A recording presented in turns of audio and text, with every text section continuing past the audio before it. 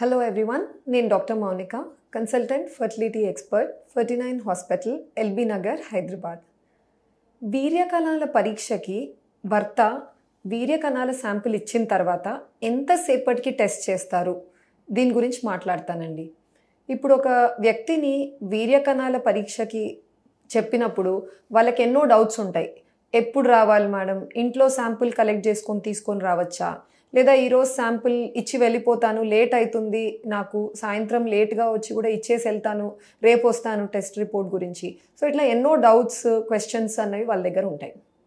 ముందుగా నేను ఏం చెప్పాలనుకుంటున్నా అంటే, ఒక వీర్యకణాల పరీక్షకి రమ్మని చెప్పే ముందు మేము కొన్ని అడ్వైస్ చేస్తామండి, కొన్ని ఇన్స్ట్రక్షన్స్ ఇస్తాం. సో ఈ ఇన్స్ట్రక్షన్స్లో భాగంగా ముఖ్యమైన instruction, first most important instruction వచ్చేసి భర్త భార్య కలిసి ఎన్ని రోజులు అవుతుంది, గ్యాప్ ఎంత మాత్రం ఉంది అన్నది అడగడం జరుగుతుంది. లేదా ఆ వ్యక్తి మాస్టర్బేషన్ అంటే చేతితో శాంపుల్ తీసి ఎన్ని రోజులు అవుతుంది. సో ఆ లెక్కన కనీసం 2 నుంచి 7 రోజుల మధ్యలో గ్యాప్ ఉండాలి అంటారు WHO ఇన్స్టిట్యూషన్. ఒక యావరేజ్లో మేము డౌట్ ఉండకూడదు, కన్ఫ్యూజన్ ఉండకూడదని ఒక 3 నుంచి 5 రోజులు గ్యాప్ పెట్టుకొని వీర్యకణాల పరీక్షకి రండి, అప్పుడు రిపోర్ట్ కరెక్ట్గా వచ్చే అవకాశాలు ఎక్కువగా ఉంటాయని చెప్తాం. సెకండ్ వచ్చేసి మీరు రేపు శాంపుల్ ఇవ్వాలి అనుకుంటున్నారు, టెస్ట్కి ఆ నెక్స్ట్ డే రావాలనుకుంటున్నారంటే ఆ ముందు రోజు మంచి నిద్ర ఉండాలండి, కనీసం ఒక 7-8 గంటలన్నా. అంటే లేట్ నైట్ వరకు మీరు ఏదో ఆఫీస్ వర్క్ చేసి, లేదా ఏదో పార్టీయింగ్ వెళ్ళి మధ్యరాత్రి 2కో 3కో నిద్రపోయి, సో అట్లా ఉండి మీరు ఫాలోయింగ్ డే శాంపుల్ ఇచ్చారంటే శాంపుల్ వాల్యూము సరిగా రాదు, కౌంట్ కూడా సరిగా రాదు. సెకండ్ వచ్చేసి వాళ్ళు ఏమన్నా మాత్రలు ఏమన్నా తీసుకుంటున్నారా, ఆ ట్యాబ్లెట్ల ప్రభావం ఎంత మాత్రం ఉండొచ్చు, బీపీకి కానీ షుగర్కి కానీ, లేదా ఈవెన్ సైకలాజికల్ ఇష్యూస్కి కూడా కొంతమంది మెడిసిన్స్ వాడుతూ ఉంటారు. సో వాటి వల్ల కూడా ఏమన్నా ఎఫెక్ట్ ఉంటుందా అనేది ముందే డిస్కషన్ అనేది జరుగుతుందన్నమాట. ఫైనలీ సమ్ టైమ్స్ ఏమవుతుందంటే, ఫర్టిలిటీ సెంటర్స్ ఎక్కువగా మీరు చూసినట్టయితే మార్నింగ్ టు ఈవినింగ్ ఉంటాయండి, త్రూ అవుట్ ఫంక్షనింగ్ ఉండవు అనమాట. చాలామంది ఓన్లీ మార్నింగ్ టు ఈవినింగ్ ఉంటూ ఉంటాం. లేట్గా మనకు వర్క్ అవర్స్ 5:30కి అయిపోతున్నాయి అనుకోండి, 5కి అట్లా వస్తారు. వచ్చిన వెంటనే ఏమంటారంటే, మేము శాంపుల్ ఇస్తామండి, ఇచ్చేసి వెళ్ళిపోతాము, నిదానంగా నెక్స్ట్ డే అయినా మీరు టెస్ట్ చేసుకోండి అని. కుదరదు. ఏ రోజైతే మీరు వీర్యకణాల శాంపుల్ ఇస్తారో అదే రోజు పరీక్ష జరిగిపోవాలి. మనం ఎక్కడ దాన్ని స్టోర్ చేసుకొని వేరే రోజు వ్యక్తి వచ్చి టెస్ట్ చేయడానికి కుదరదు. మీరు అటువంటి శాంపిల్ని హోమ్లో కూడా కలెక్ట్ చేసుకొని తీసుకొని రావచ్చు, కానీ ఆ ఇల్లు నుంచి సెంటర్కి వచ్చే డిస్టెన్స్ ఎక్కువ ఉండకూడదు. 20 నిమిషాల లోపల మీరు రాగలిగితే ట్రై చేయొచ్చు హోమ్ కలెక్టెడ్ శాంపుల్. అండ్ ఇలా వచ్చే దారిలో కూడా అది మీకు ఆల్రెడీ ఒక స్టెరైల్ కంటైనర్, మీ పేరు, ఐడి నెంబర్ అన్నీ లేబుల్ చేసి ముందే తీసుకోవాలి సెంటర్ నుంచి.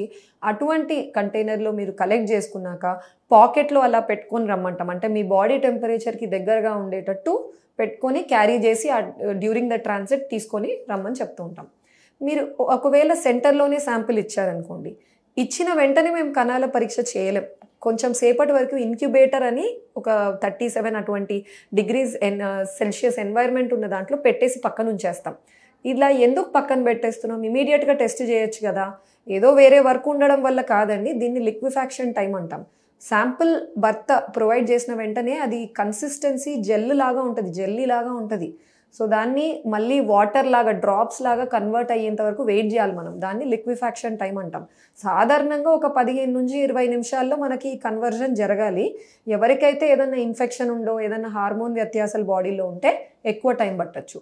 సో బేసిక్గా మన టెస్టింగ్ ఒక 15-20 నిమిషాలకి ఆ కన్సిస్టెన్సీ, వాటర్ డ్రాప్లెట్స్ లాగా ఆ కన్సిస్టెన్సీకి వచ్చిన వెంటనే మనం దాంట్లో కణాల నంబర్ ఎలా ఉంది, కదలిక ఎలా ఉంది, ఇవన్నీ చూసుకోవడం జరుగుతుంది. సెకండ్ వచ్చేసి ఈ మధ్య చూస్తూనే ఉంటున్నాము, అంటే మా కణాలేనా, ఏమన్నా మిక్స్ అవుతున్నాయేమో వేరే వాళ్ళతో అని చాలా డౌట్లు ఉన్నాయండి. నిజానికి ఏ సెంటర్లో కూడా ఇది జరగదు. బికాజ్ వచ్చినప్పటి నుంచి మీకంటూ ఒక ఐడి నెంబర్ రాసిస్తాము. సో ఆ స్పెషల్ ఐడి నెంబర్ ప్రతి చోట, ప్రతి స్టెప్, మీ బ్లడ్ టెస్ట్ ఇవ్వాలన్నా, కణాల పరీక్ష ఇవ్వాలన్నా, ఏదైనా స్కాన్కి వెళ్ళాలన్నా ప్రతి దాంట్లో ఈ ఐడి నెంబర్ అడగడం జరుగుతుంది, ఆ రిపోర్ట్లో రావడం జరుగుతుంది. సో కన్ఫ్యూజన్కి ప్లేస్ లేదు, స్కోప్. ఎక్స్ట్రాగా 49లో మేము ఏం ఆఫర్ చేస్తున్నామంటే, ఆర్ఐ విట్నెసింగ్ సిస్టమ్ అని ఒకటి ఉంది టెక్నాలజీ. దీంట్లో మీకు ఒక కార్డ్, వైట్ కలర్ కార్డ్ ఇస్తాము, ఒక డెబిట్ క్రెడిట్ కార్డ్ లాగా ఉంటుంది. సో ఆ కార్డ్ మీకు ఇచ్చేస్తాము. ఎవ్రీ టైం మీరు టెస్ట్కి వెళ్ళాలన్నా, ఫర్దర్గా డౌన్ ద లైన్ ప్రొసీజర్స్కి వెళ్ళాల్సి వచ్చిన భర్త భార్య, మేము ఆ ట్యాగ్ని ఒక వాల్కి మౌంట్ అయ్యి ఒకటి ఉంటుందన్నమాట. దాంట్లో ఆ కార్డ్ని ఇన్సర్ట్ చేశాక మీ శాంపిల్ని ఒక ప్లాట్ఫామ్ మీద వర్క్ చేస్తాం. సపోజ్ మీ కార్డ్ ఇన్సర్ట్ అయ్యింది కానీ బై మిస్టేక్ వేరే ఎవరిదన్నా శాంపుల్ తీసుకున్నాం అనుకోండి, ఇమీడియట్గా ఆ ప్లాట్ఫామ్ డిటెక్ట్ చేసి ఒక అలారం వెళ్తుంది అనమాట. అంటే మనకు మిస్ మ్యాచ్ ఉంది అని చెప్పేసి. అందుకని ఈ ఆర్ఐ విట్నెసింగ్ సిస్టమ్ ఆ ఎర్రర్ కానీకుండా చూసుకుంటుందే తప్ప ఆర్ఐ విట్నెసింగ్ సిస్టమ్ లేని ప్లేసెస్లో ఎర్రర్స్ జరుగుతాయని అయితే కాదు. ప్రతిదీ రిజిస్ట్రేషన్ నుంచి everything will be taken in to account కాబట్టి అటువంటి డౌట్స్ పెట్టుకోవాల్సిన అవసరం అయితే లేదు. Thank you.